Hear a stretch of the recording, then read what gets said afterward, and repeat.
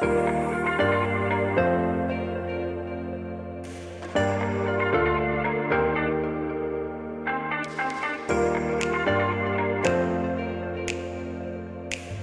Hugh Lopdell here from Oak Park Chartered Accountants.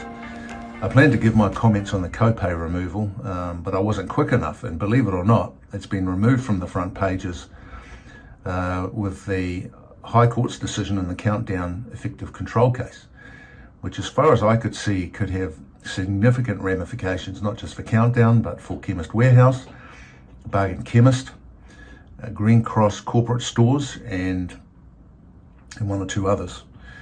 I don't know, but I presume there's some fairly common DNA in the structuring of all these companies. So it could be interesting. Watch this space.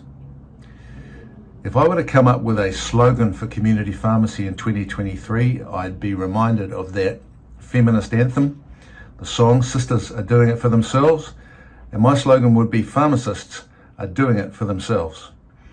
From the determined efforts of Adrian Gramans down in Palmerston in the deep south, taking it to the Ministry of Health and having spot audits removed, which you'd all welcome, to Gemma Perry and her group's effort to get the seemingly immovable object of co-payments removed, to Clive Cannon's and his group's staggering success in having Countdown's pharmacy structures ruled to be unlawful.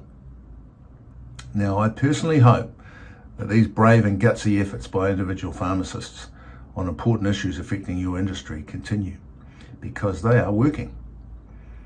Perhaps what you are actually seeing is the future of advocacy for your industry emerging, because there are numerous other issues in pharmacy, aren't there? Such as funding, such as why, particularly in Auckland, DHBs just issue contracts to anyone who gets MedSafe approval, flooding the city with way more pharmacies than were ever needed, that were good for health outcomes and good for your industry. Such as why minor ailments are not rolled out to seemingly very deserving regions such as Terrafiti, such as certification burdens, such as whatever is going on with a low pass rate of interns, such as the difficulty that pharmacists from certain countries have in certifying in this country. So I'm sure there are plenty more courageous and determined pharmacists out there to take up these issues, and I for one encourage you, if you're one of them. If you're not one of those who can lead a charge like those have, you can definitely get in behind and support whoever does lead the charge. All right, on the subject of co-payments, what effect can I see it having?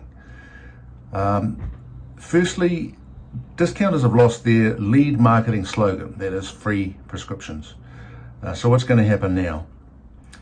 The first thing I hope that happens is community pharmacy follows their lead. Now, what do I mean by that? There is a favour that you could say discounters have done for community pharmacy, and that is that they have brought aggression, I'll explain that, aggression and marketing nous to your industry. Pharmacy is not just all about healthcare anymore. Your industry now has serious competition in it, and competition is sometimes a fight. And pharmacists are lovers, not fighters, right? Most that I know. But as Adrian and Gemma and Clive have showed, there is a time to fight, and it has worked for them.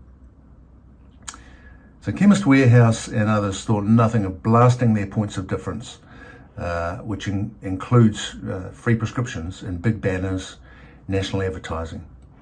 So my advice is, now that the tide has turned, follow their lead. Prepare some window signage to say free prescriptions. Why not? On the subject of marketing now, Chemist Warehouse in particular has offered a lesson in marketing to your industry. They know, they are keenly aware that in a competitive market you must have a strong point of difference, and they go hard to promote it. Now, how many community pharmacies have an acute awareness of their point of difference? You've got to have at least one, other than location, unless you're rural, because in urban areas now people will travel to get cheap stuff. They travel on the internet. So Chemist Warehouse in particular has shown the industry how to develop that strong point of difference and promote it. So the first thing is be aggressive, appropriately aggressive, and advertise that you've effectively won this competitive edge back. All right, secondly, what will discounters do now? For one, they now have an influx of cash that they don't have to pay back to DHBs for the copays. But then how much foot traffic are they going to lose due to the loss of their free prescriptions point of difference? So their bean counters, you can bet, will be running the numbers on this, or they will have done that by now. And they're definitely going to need to work out another point of difference to entice the public. So expect more advertising, expect more specials. We might see more of Dan Carter in the coming months. What about the rolling out of new stores? Now that for me will be very interesting. I suspect they'll pause a bit to see how the numbers work out. Make no mistake, taking out a lease, pharmacies know what it's like to take out a lease, but taking out a lease on a big box retail space is no small financial commitment. It is a big multi-year commitment, and then add to that a big fit-out cost. Add to that the punch in the nose they've just got from the High Court, and I'd be surprised if there isn't a pause on new store openings. We'll see. All right, thirdly, what will you do other than putting a notice in your window saying free prescriptions from 1 July? Some script traffic is bound to return to you. So what is your conversion rate like? That is your dollar of retail sale for every dollar of script sales. You can measure that. You should be measuring that. Do you have systems in place for upselling? Are your staff trained on upselling?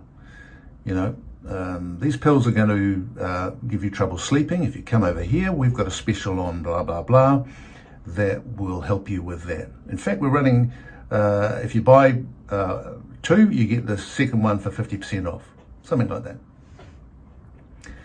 Do you have a strategy in place for when people come to you for all the advice on a product, and then they go and buy it from the Chemist Warehouse for $4 cheaper or something? Can you start to say something like, look, we're happy to provide that advice to our loyalty members. Are you in our loyalty club?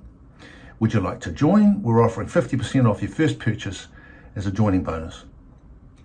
Then they're in your loyalty club. Then you have their details. And then you can hit them with a monthly offer for the next 3 months to get them to buy, come back in, buy something else, and enjoy and experience your wonderful advice, free advice, and service. So it's fighting back. All right. Just remember too, co-pays provide you with an upfront cash funding.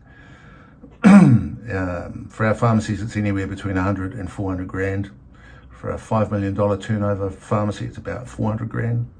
So that's cash you have for around about a month before it comes out of your next batch pay. So that cash now no longer will be sitting in your bank account. So it will affect cash flow. Keep an eye on that.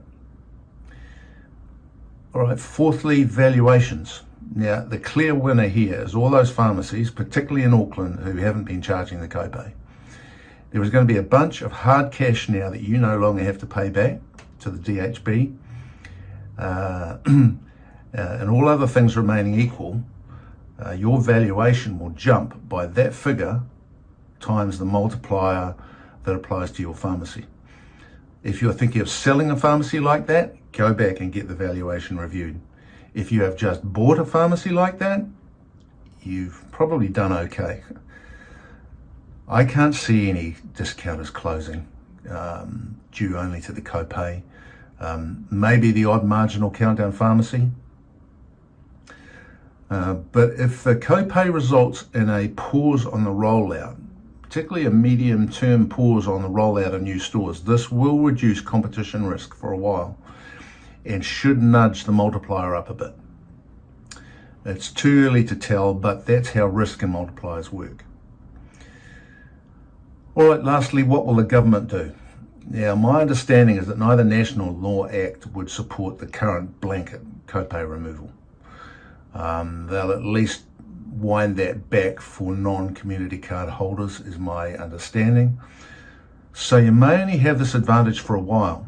So you might want to make hay while the sun shines. Take it to the bank.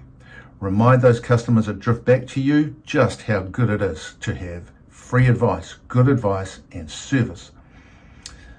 Get them in your loyalty club. Fight to win them and keep them. That's what Chemist Warehouse would do. All right, that's all on co-payments. That's all I got. I hope that's helpful. Hugh Lopdell from Oak Park Chartered Accountants.